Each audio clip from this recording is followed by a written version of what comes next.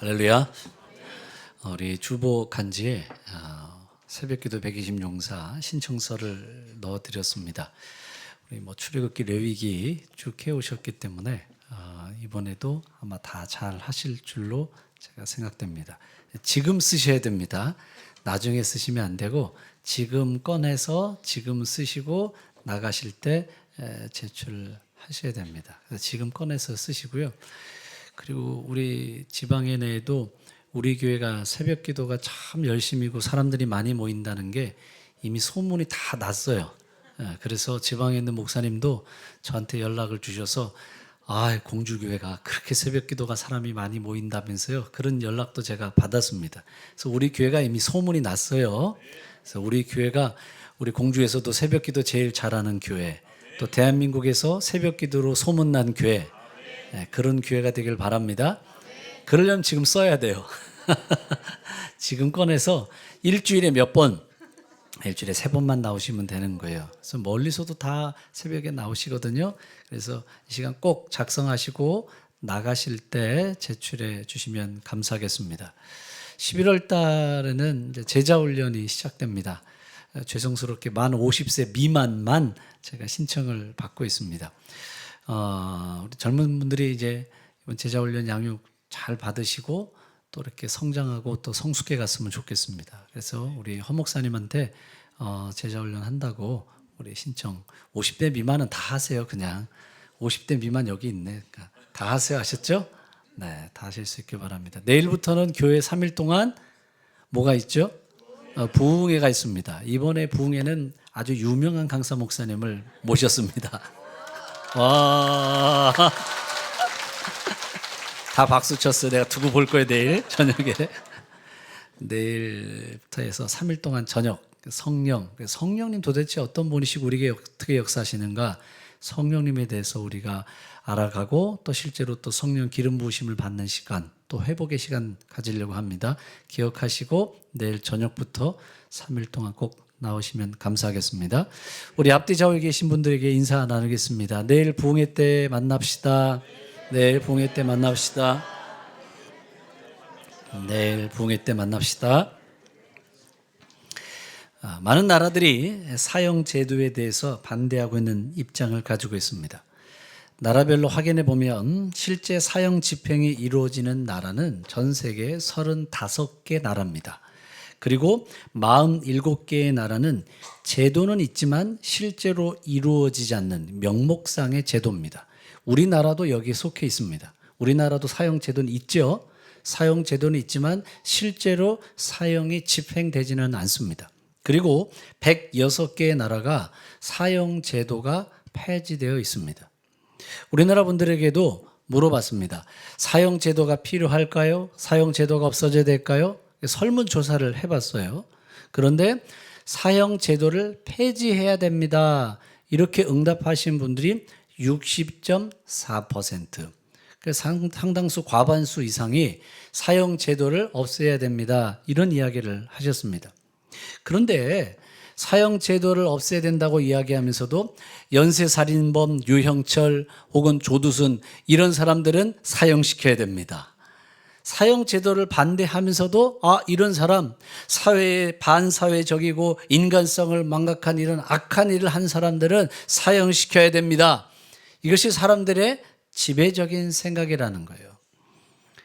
그런데 우리들의 생각에 반해서 사형을 반대하고 오히려 극악무도한 일을 저질렀던 사람들까지도 용서해야 된다. 그런 이야기를 다룬 책이 있습니다. 레이첼 킹이 쓴 세상에서 가장 아름다운 용서라는 책입니다. 7살짜리 어린 딸을 유괴해서 목 졸라 죽인 살인범이 있습니다. 그러면 7살짜리 우리 딸아이를 유괴해서 목 졸라 죽인 살인범 용서할 수 있을까요? 그거 어떻게 용서할 수 있겠습니까? 또 나에게 억울한 누명을 뒤집어 씌워서 감옥에서 수십 년 동안 감옥살이를 하게 했던 그 사람을 용서할 수 있을까요? 나에게 누명을 뒤집어 씌웠는데 감옥에서 20년, 30년 살게 만들었어요. 나중에 무죄인 게 밝혀졌지만 그렇게 나에게 죄를 뒤집어 쓴 그 사람 용서할 수 있을까요? 쉬운 일은 아닌 거예요. 그런데 용서를 뛰어넘어서 사형제도의 폐지까지도 이야기하고 있는 사람들, 이게 세상에서 가장 아름다운 용서라는 책 속의 이야기를 다루고 있습니다. 우리가 읽었던 성경에서는 주님께서 베드로의 대화 가운데 이런 이야기를 하고 계세요. 베드로가 이렇게 얘기합니다. 예수님, 한 7번 정도 용서해 주면 될까요? 그러자 예수님께서는 아니다. 7번씩 70번이라도 용서해 줘야 된다. 어쩌면 우리의 용서에는 제한이 없다는 이야기인지도 모릅니다. 문제는 주님께서 용서해라 용서해라 하는데 용서가 쉬운 일일까요? 용서가 쉽지 않아요. 분명히 우리 생각 속에서는 다 알고 있지만 용서를 실천한다는 것은 너무나도 힘들고 어렵고 괴롭고 고통스러운 일입니다. 그래서 미국의 대통령을 지냈던 벤자민 프랭클린이 이런 이야기를 했습니다. 세상에서 어려운 3가지가 있다. 3가지. 첫 번째, 가장 어려운 3가지. 첫 번째는 비밀을 지키는 것이다. 우리 주변 사람들에게 이건 비밀이야. 아무한테도 얘기하지 마. 그럼 이미 다 알아. 그러니까 비밀이 하지만 비밀이 어디 있어요?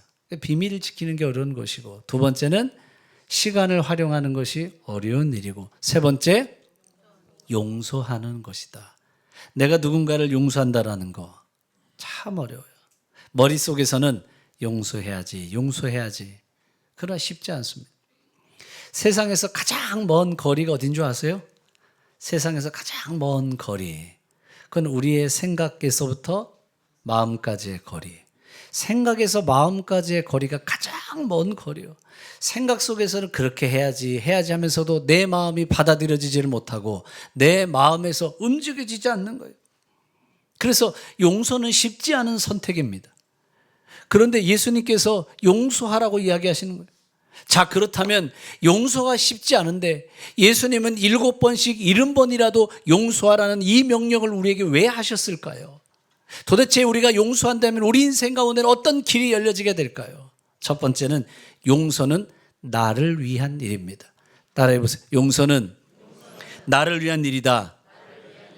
그 누구도 아니라 나를 위한 일이에요. 어떤 분은 그런 얘기했어요. 잊어버려. 용서는 잊어버리는 거라는 거예요.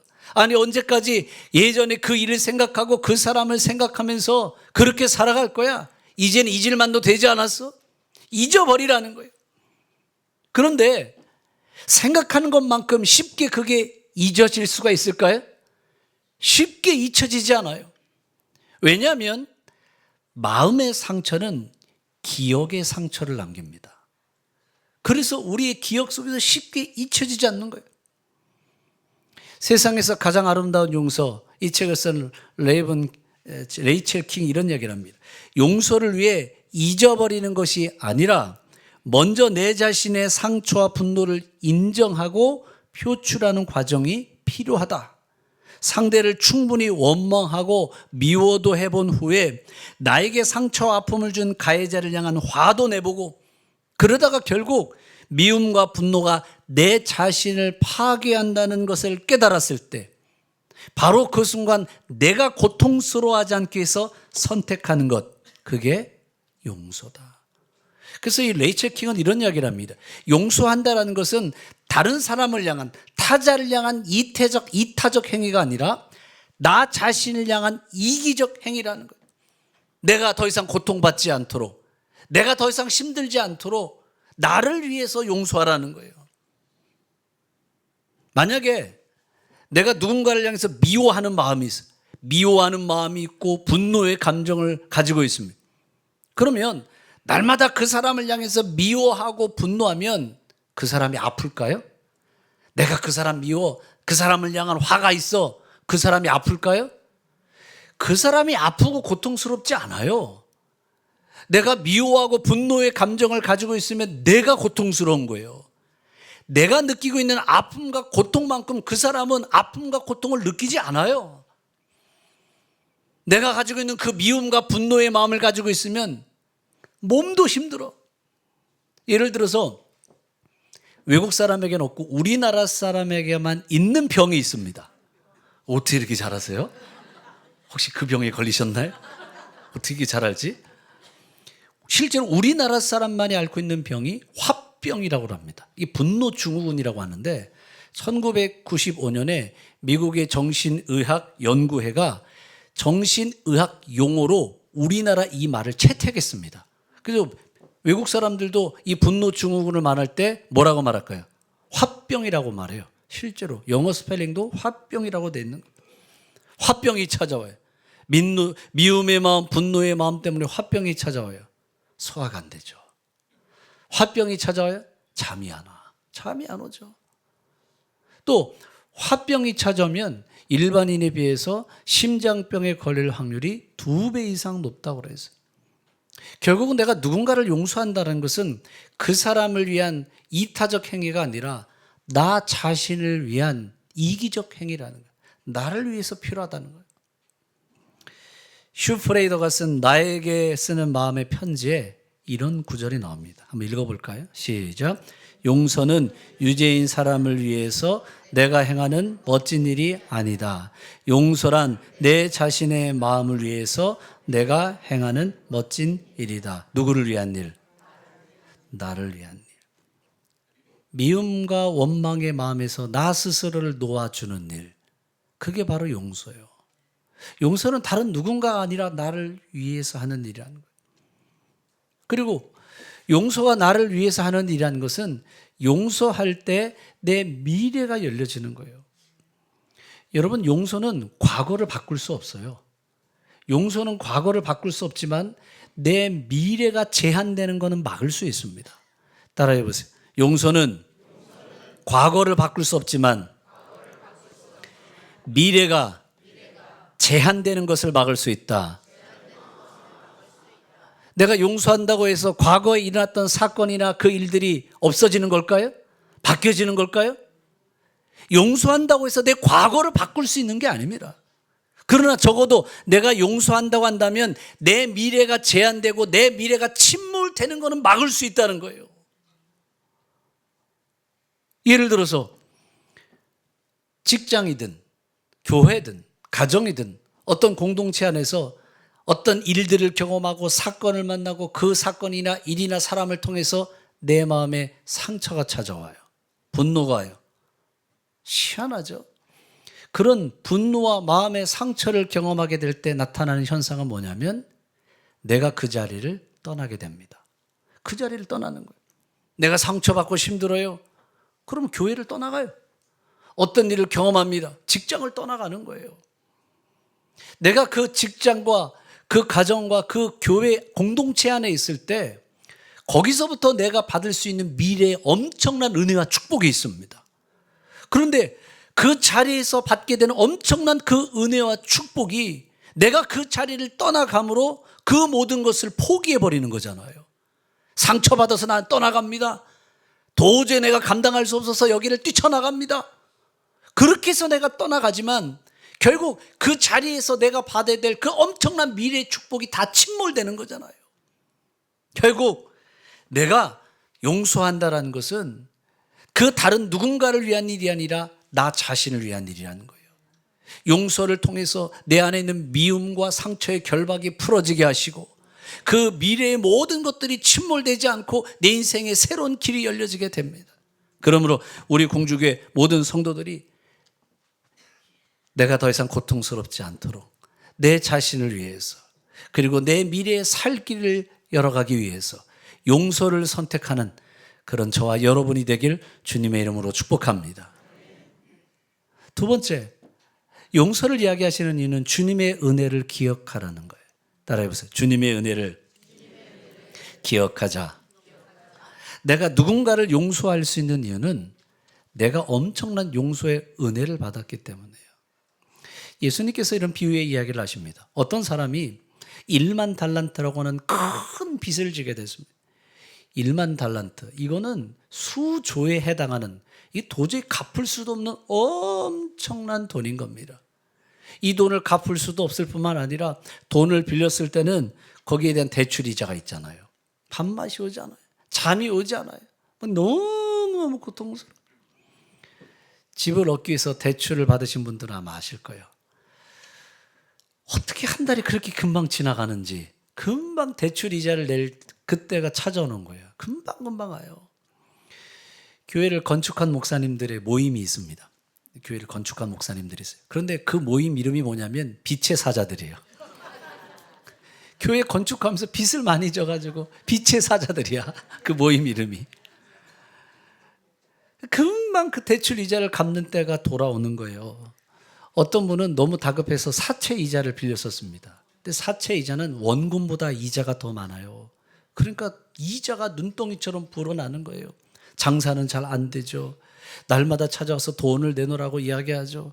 버는 모든 돈들을 이자 갚는 데만 다 쓰는 거예요. 내 손에 잡히는 게 아무것도 없습니다. 고통스러워요. 그냥 죽고 싶어. 이렇게 해서 일해서 뭘 하나 싶은 생각이 들어요. 그런데 이렇게 엄청난 사채 빚이 나를 누르고 있는데 그 모든 빚이 다 사라졌습니다. 모든 빚이 탕감받았어요. 얼마나 기쁜 일이겠어요. 1만 달란트라고 하는 엄청난 이 사채 빚이 사라졌어요. 기뻐하고 펄쩍펄쩍 뛸 거예요. 그런데 이 엄청난 은혜를 받은 사람이 지나가다가 자기에게 100데나리온 빚진 사람을 붙잡고 내 돈을 갚아라 멱살을 붙잡는 거예요. 그 이야기를 듣자 주인이 1만 달란트 탕감해 준 사람을 부르는 겁니다. 마태복음 18장 32절. 이에 주인이 그를 불러다가 말하되 악한 종아 내가 빌기에 내 빚을 전부 탕감해 줬다. 전부 사라지게 주지 않았느냐. 33절. 내가 너를 불쌍히 여김같이 너도 내 동료를 불쌍히 여기는 게 마땅하지 아니하냐. 34절. 주인이 노하여 그 빚을 갚도록 그를 옥졸들에게 넘기니라. 이게 못 갚아요.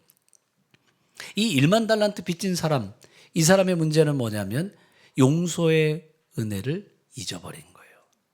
나도 그 용서의 은혜를 받았다면 다른 사람에게도 용서의 은혜를 베풀어야 됩니다. 여러분, 우리도 마찬가지 아니겠습니까? 우리는 하나님과 원수 사이였습니다. 하나님과 우리 사이는 원수 사이였고 하나님의 진노와 심판을 받아야 되는 게 바로 우리라는, 나라고 하는 존재였어요. 그런데 예수님의 십자가의 죽으심으로 나에게 있었던 모든 죄가 사라졌습니다. 하나님의 진노와 심판이 사라졌습니다. 우리는 용서의 은혜를 받았습니다. 내가 그런 엄청난 용서의 은혜를 받았다면 나도 다른 사람에게 용서의 은혜를 베풀라는 거예요. 그래서 말씀을 보세요. 골로새서 3장 13절 말씀을 보세요. 골로새서 3장 13절 읽어보겠습니다. 시작.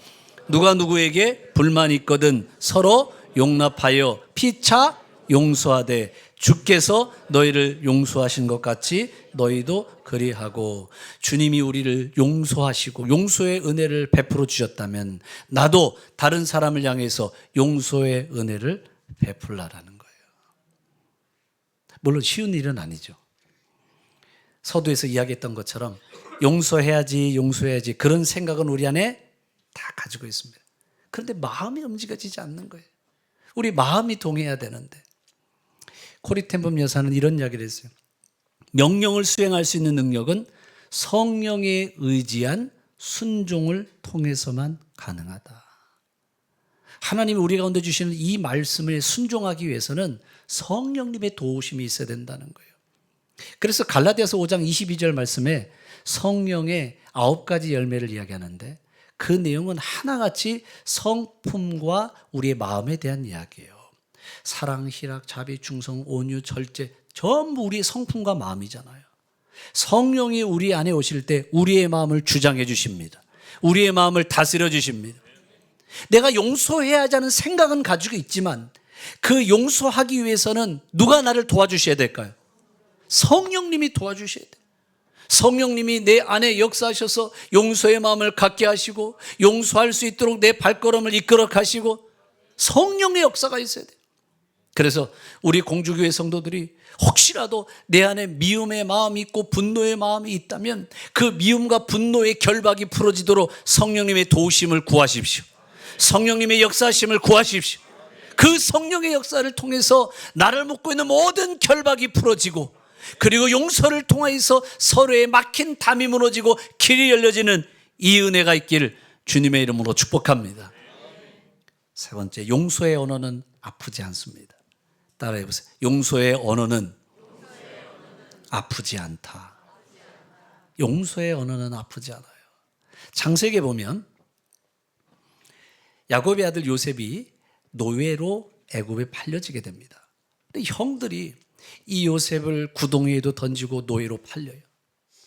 그때 이 요셉의 마음이 얼마나 힘들었을까? 미움의 마음, 분노의 마음이 있었을지도 몰라요. 아니, 우리 형 맞아? 아니, 형들이 어떻게 동생을 사랑하고 챙겨줘야 되는데 구덩이에도 집어 던지고 애굽의 노예로 팔아. 도대체 이 형들이 맞아? 그 마음에 갖는 분노와 분명히 미움의 마음이 있었을지 몰라요. 그런데 나중에 요셉이 총리가 된 이후에 형들을 만나서 이야기를 합니다. 그때 요셉은 이런 이야기를 해요. 창세기 45장 5절 말씀 보세요. 당신들이 나를 이곳에 팔았으므로 근심하지 마소서, 한탄하지 마소서. 하나님이 생명을 구원하시려고 나를 당신들보다 앞서 보내셨나이다. 요셉이 형들을 만났는데 그 형들을 만나는 이 문장 속에 용서라는 말이 나올까요? 이 문장을 잘 보세요. 이 안에 용서라는 말이 나올까요? 전혀 나오지 않아요. 용서란 말은 나오지 않지만 그러나 이 말 속에는 형들을 향한 용서의 말이 녹아 들어가 있어요. 이 문장 속에서는 형들을 향한 용서의 이 단어가 전부 다 용해되어 있는 거예요. 진짜 용서의 언어는 아프지 않습니다. 가늠한 여인을 예수님 앞으로 데려왔어요. 모세의 율법에는 돌로 쳐 죽이라고 그랬습니다. 그러자 예수님께서 죄 없는 자가 먼저 돌로 쳐라.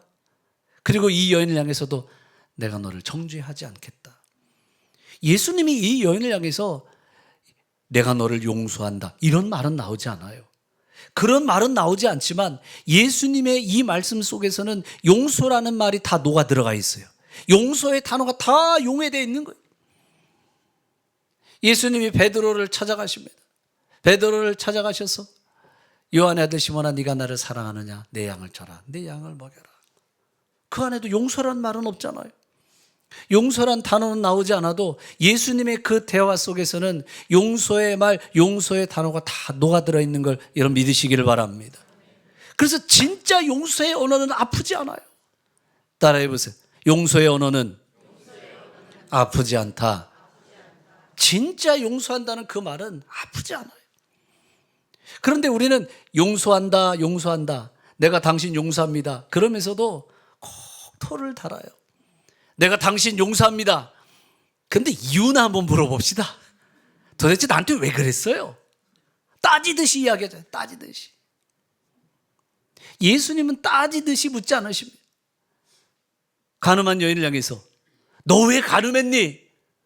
그렇게 따지듯이 묻지 않아요. 베드로를 향해서도 왜 나를 3번이나 부인했니? 그렇게 이유를 묻지 않으세요. 나도 너를 정죄하지 않겠다. 내 양을 줘라. 내 양을 먹여라. 예수님의 그 말 속에는 용서의 단어가 전부 녹아 들어가 있는 진짜 용서의 언어는 아프지 않습니다.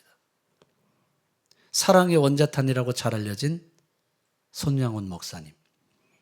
손양원 목사님의 2 아들을 공산당이 죽였습니다. 참 대단한 건 손양원 목사님이 자신의 2 아들을 죽인 그 원수죠. 그 원수를 양자로 삼았습니다. 내가 당신들을 용서해서 다 양자로 삼겠습니다. 그렇게 말하지 않아도, 용서란 말을 하지 않아도 양자로 삼는 그 행동 속에서는 손양원 목사님 그들을 향한 용서의 말이 녹아 들어가 있어요. 진짜 용서의 언어는 아프지 않아요. 어머니를 보세요. 어머니는 제가 잘못할 때마다 오히려 좋은 반찬을 내주십니다. 아들아, 엄마가 내가 너를 용서한다. 이렇게 말씀하지 않으시고 좋은 반찬을 내주세요. 어머니가 제게 차려주시는 그 반찬은 용서의 반찬입니다. 국이 다 식었어요. 그러자 따뜻한 국으로 바꿔주세요. 어머니가 주시는 국은 용서의 국입니다. 진짜 용서의 언어는 아프지 않는 거예요. 용서를 말하면서도 다음번에 또 한 번만 이렇게 해봐라. 내 가만두나 봐라. 그건 용서가 아니라는 거죠. 잊지 마십시오. 진짜 용서의 언어는 아프지 않습니다. 진짜 용서는 상대방에게 이유를 묻지 않습니다. 우리 공주교회 성도들이 서로가 서로를 용서할 때 오늘 그 대화 속에 용서의 언어가 다 녹아 들어가 있을 길을 주님의 이름으로 축복합니다. 네 번째, 용서만큼 강한 메시지는 없습니다. 따라해 보세요. 용서만큼 강한 메시지는 없다. 1987년 북아일랜드의 수도 벨패스트에서 테러가 일어나게 됩니다. 전몰 장병을 추모하기 위한 행사였는데 이날 북아일랜드의 테러 단체가 IRA예요. 이 북아일랜드의 독립을 주장하는 테러 단체입니다. 이 단체가 폭탄 테러를 일으키면서 건물이 무너지는데 이제 사진인데 그때 많은 사람들이 그 밑에 매몰되게 됩니다. 이 당시에 이 테러를 통해서 사람들에게 많이 회자됐지만 그러나 이 테러 자체보다도 이 테러에서 있었던 고든 윌슨 이 아버지의 이야기가 많은 사람들에게 감동을 주었습니다. 이 고든 윌슨이라는 분은 북아일랜드로 이사를 해서 장사를 하는데 참 신앙이 좋은 분인 거예요. 그런데 20살 딸과 함께 참석을 했다가 테러로 건물이 무너졌어요. 그 안에 건물 때문에 갇힌 겁니다. 아무리 기다려도 구조대가 오지 않는 거예요. 20살 된 딸이 너무 힘들고 어렵고 고통스럽고 죽어가는데 아빠를 향해서 이야기하는 거예요. 아빠, 나 목이 말라요. 마실 물이 없으니까 목이 말라요. 딸, 조금만 참으면 구조대가 올까요? 아빠, 나 몸을 움직일 수가 없고 너무 힘들고 고통스러워요. 그래? 우리 함께 찬양 불러볼까? 그러면서 딸과 함께 그 시간들을 견뎌가는 겁니다. 그런데 이 딸이 아빠보다 먼저 세상을 떠나요. 아빠, 미안해요. 너무 힘들고 더 이상 견디기 어려울 것 같아요. 아빠 사랑해요. 그리고 아빠 곁을 떠나게 되는 거예요. 얼마나 그 마음이 아플까요? 그리고 그 일이 있은 지 3일 후에 아빠가 구조가 됩니다. 구조되나 이 고든 윌슨 이 아빠 얼마나 화가 나겠어요. 자기는 이 테러 조직과 아무런 관계도 없는 거예요. 그런데 이 사람들의 폭탄 테러를 통해서 딸을 잃어버린 겁니다. 그 테러 단체를 향한 미움의 마음, 분노의 마음은 그 안에 막 나오지 않을 거예요. 그런데 이 고든 윌슨이 사람들에게 인터뷰를 하는데 그 인터뷰가 많은 사람들에게 감동을 주었어요. 그는 이런 이야기를 합니다. 나는 딸을 잃었지만 당신들에 대한 원한은 없습니다. 내가 상대를 욕한다고 우리 딸이 살아나지 않습니다. 오늘 밤, 아니 나는 매일 밤마다 하나님께 저들을 용서해달라고 기도할 것입니다. 이 고든 윌슨은 복수의 이야기가 아니라 화해와 용서의 이야기를 선포해버렸습니다. 그리고 이 고든 윌슨의 이야기가 사람들에게 알려지면서 신문 기사에는 이런 글이 실렸어요. 유명 정치가들이 한 말은 아무도 기억하지 않는다. 하지만 고든 윌슨의 말을 들은 사람은 누구도 그 고백을 평생 잊지 못할 것이다. 그의 용서는 테러범들의 행동을 정당화하려는 그런 모든 논리를 이기고 우뚝 섰다. 피해자가 전하는 용서의 메시지만큼 강력한 메시지가 없어요. 오히려 화해를 이야기하고 용서를 선포할 수 있는 멋진 피해자가 돼야 돼요. 따라해 보세요. 멋진 피해자가 되자. 멋진 피해자가 되라는 거예요. 예수님을 보세요. 예수님이 십자가에 달려 죽으시잖아요. 그때 그 모습을 바라보던 많은 사람들이 예수님을 향해서 비난하고 조롱하는 거예요. 야, 네가 하나님의 아들이라며, 하나님의 아들이면 그 십자가에서 한번 내려와봐. 사람들이 비난하고 사람들이 예수님을 조롱하는 거예요. 우리 같았어 봐요. 그런 비난과 조롱하는 이야기 되면 가만히 있겠어요? 못 참지. 나 같으면 십자가에서 내려와서 주먹을 날리고 옥수수를 다 뽑아버리고 나 같으면 아마 그랬을 것 같아요. 예수님 그냥 십자가에 달리시면서 뭐라고 말씀하세요? 아버지 저들을 용서하소서. 예수님 멋진 피해자가 되잖아요. 여러분 가장 안타까운 모습이 뭐냐면 피해를 당한 것도 참 불쌍하고 안타까운데 피해자가 독해지는 모습이요. 피해자가 독해져.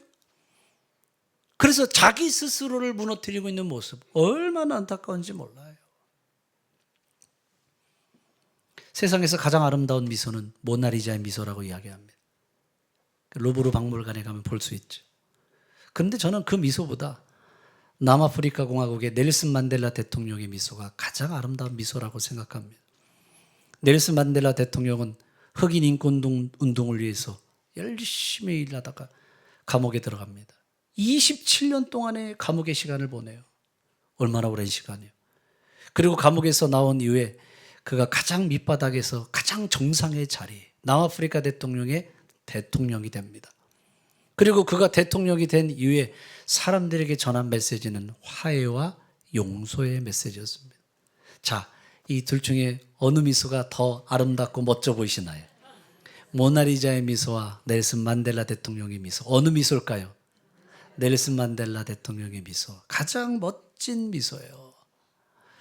여러분, 우리 공주교회 성도들이 용서와 화해를 선포할 때 저런 멋진 미소를 갖게 됩니다. 용서와 화해를 선포할 때 나를 묶고 있는 모든 미움과 분노의 결박이 풀어지는 걸 여러분 믿으시길 바랍니다.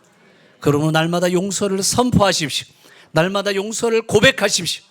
용서를 통해서 내 인생의 새로운 살 길을 열어가는 저와 여러분이 되길 주님의 이름으로 축복합니다. 저는 마지막으로 이 이야기를 드리고 오늘 말씀을 마치려고 합니다. 어느 청년의 이야기예요. 이 청년은 군대에 입대한 이후에 우울증이 심해져서 결국 의가사 제대를 하게 됩니다. 제대 이후에도 사회에 적응하지 못하고 은둔형 외톨이로 시간들을 보냅니다. 그 모습을 보고 어머니가 상담도 받아보고 병원도 데려갔지만 아무 소용이 없었습니다.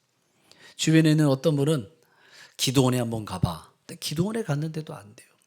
그러다 어느 날 어떤 집사님이 태백에 예수원이 있는데 예수원에 한번 갔다 와보세요 라고 하는 조언을 해주셨어요.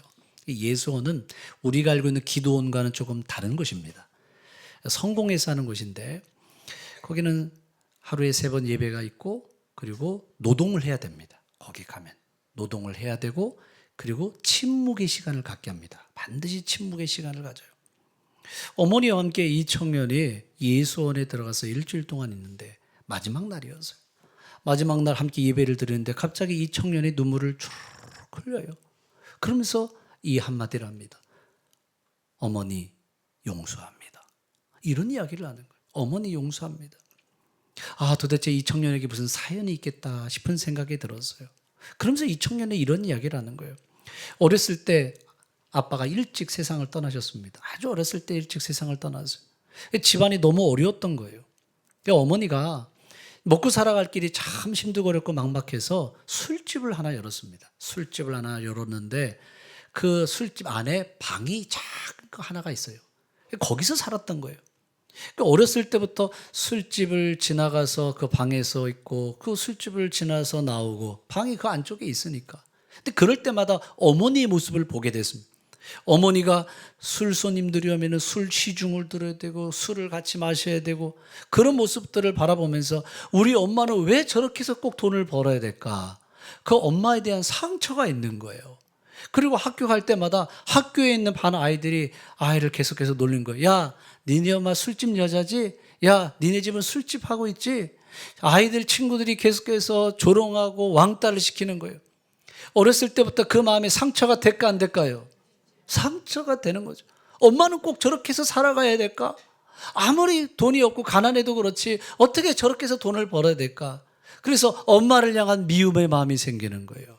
사람들과 이야기를 나누지 않아요. 외톨이가 됐어요. 그리고 우울증은 점점 심해져 가요. 그러다 군대에 갔는데 군대가 조직사회잖아요.